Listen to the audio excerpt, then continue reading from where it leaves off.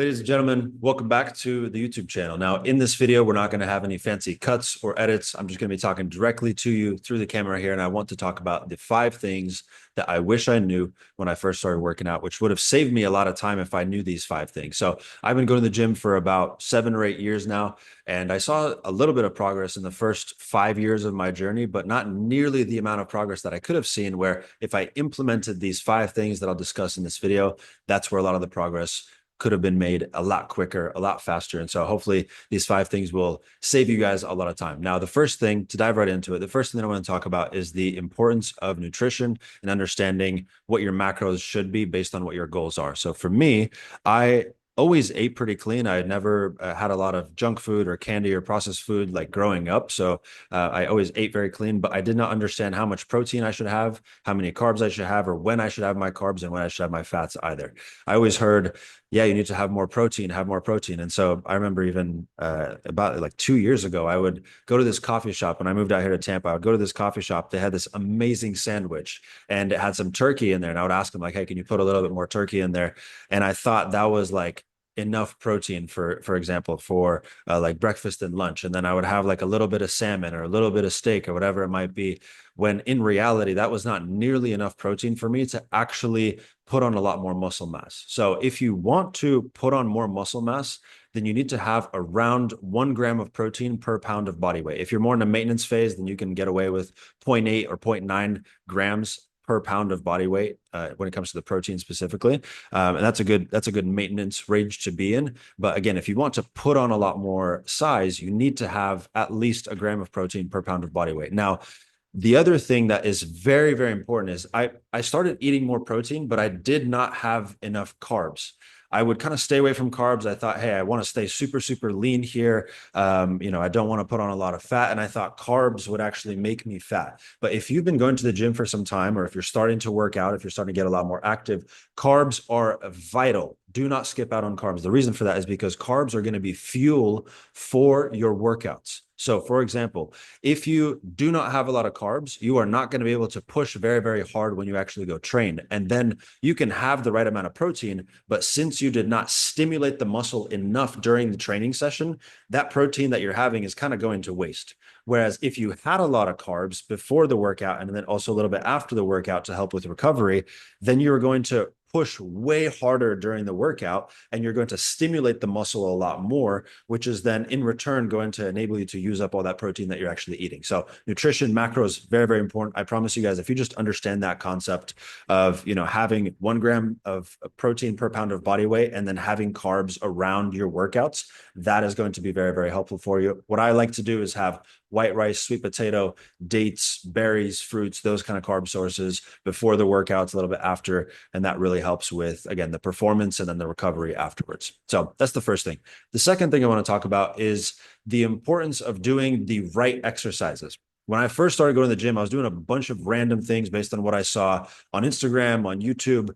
And there was a lot of, I think, just unnecessary things that I was doing, where the workouts that I was doing could be good, maybe from a functional standpoint or as like a supplementary type of exercise, but those were not the exercises that were actually going to move the needle for me.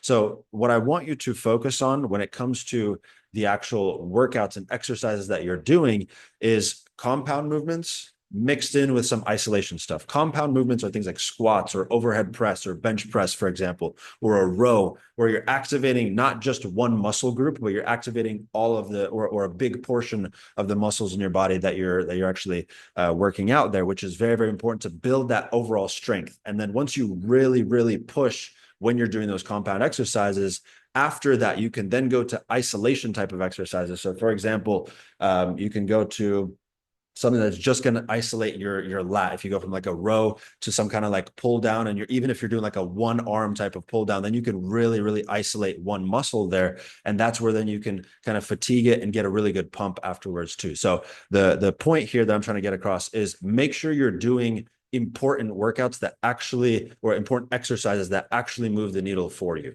So if you want a list of what my split looks like and what I give to all my clients as well, feel free to just shoot me a DM on Instagram. I'll leave my handle down below this video. So just shoot me a DM. I'll send you a split and I'll send you different exercises that will actually help you make a lot more progress so that you can go in, you can do those key lifts and not waste a lot of time in the gym doing things that are actually not going to get you anywhere too. So that is the second thing that I want to talk about. The third thing that I want to talk about is the importance of putting yourself into circles and environments where you are forced to then level up. So for me, I intentionally started going to gyms where I was kind of the smallest guy there and everybody else was jacked. Everybody else was massive. And I was like, I feel like a shrimp here. And that's exactly what you want to do is you want to put yourself in places where it's going to stretch you. It's going to force you to grow a lot more. And the other very, very important thing is I started to actually train with some of those people. And I found other people that were much more ahead of me in their fitness journey, whether they were lifting a lot heavier, or if they were running faster than I was, or doing a mix of both even.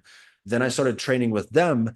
And that's where I started to see way more progress, way faster. Because again, I wasn't just stopping where I would usually stop. I would get competitive and I would think, oh, he's going for another set, or he's trying to push at this pace when he's trying to run, for example, whatever it might be. So I'm going to go a little bit harder. I'm going to try to keep up. And then once you start to train with those kind of people, yes, you might be the last person there. You might be the lowest guy on the totem pole, if you want to call it that.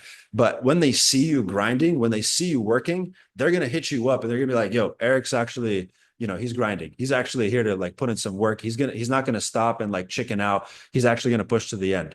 And when you develop that kind of relationship with those kind of people, you start to train with them a lot more. It forces you to just level up and take things to a very, very different level. So it starts by just choosing maybe a different gym when you're working out, going to a place where there's a lot of other people that are way ahead of you, or even working with a coach. If you don't have those kind of gyms, you can work with a coach that's going to level you up, that's going to be there, that's going to hold you accountable and actually help you push past where you usually would stop. So that's the third thing that I want to talk about is put yourself into uncomfortable situations, uncomfortable environments that force you to grow. The fourth thing that I want to talk about here is understanding your why. What motivates you? What is going to motivate you and keep you on track when, for example, you have a certain day where you don't want to go train? What is that? What is the reason for you as to why you're going to say, no, I'm not going to listen to my feelings. I'm going to go and commit to this plan. I'm going to stick to the plan that I have and actually do the work that I needed to do. For me, the big motivator for me was, and I'll probably make a different video about this as to what actually caused me to see a really big level up in my own life, was a couple of years ago. My dad actually had a brain tumor, and thank God he's still alive. He's still doing well. He's recovered. He's doing phenomenal right now, and I'm very, very grateful to still have him.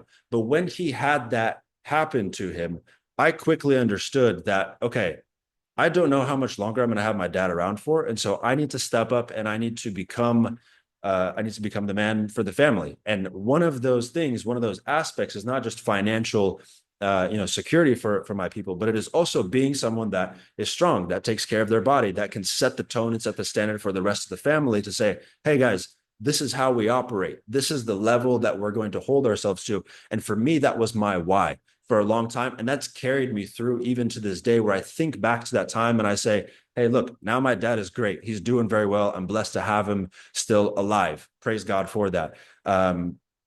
But now I need to think about my own future family, for example, where I want to have a certain standard that I hold myself to. And I think that the people around you are never going to look at what you say. They're going to look at how you carry yourself and the way that you act and the way that you behave. That's how ultimately how you lead people around you. It is not just by saying, hey, go do this, go do that.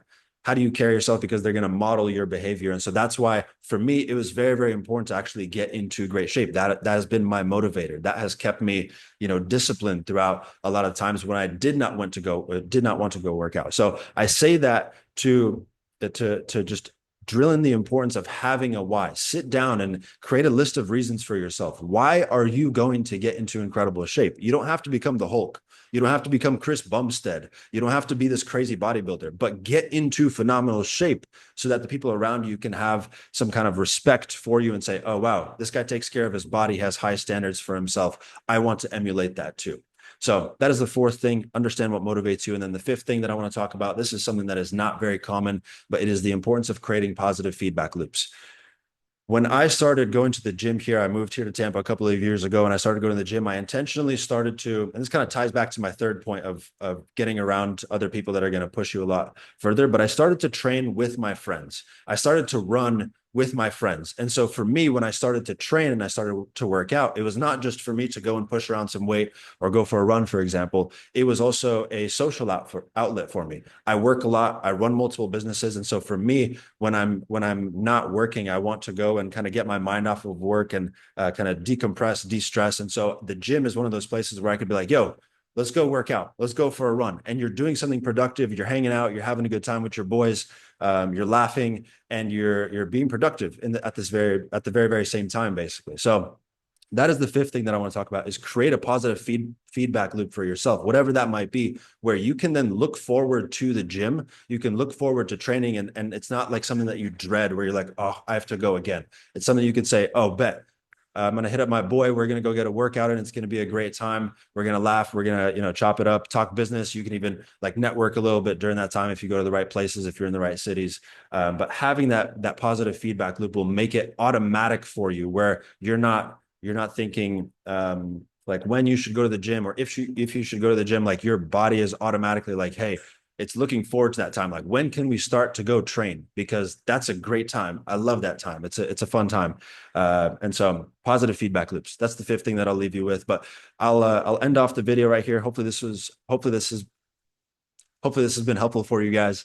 If you guys have any other questions, feel free to drop them in the comments below. And as always, if you want to work directly with me and actually follow a proven process that can get you into incredible shape within the next 3 to 6 months, click the link down below to book in a call and speak with myself. Or if you have any questions about the program before booking a call, shoot me a DM on Instagram. I'm happy to answer that too.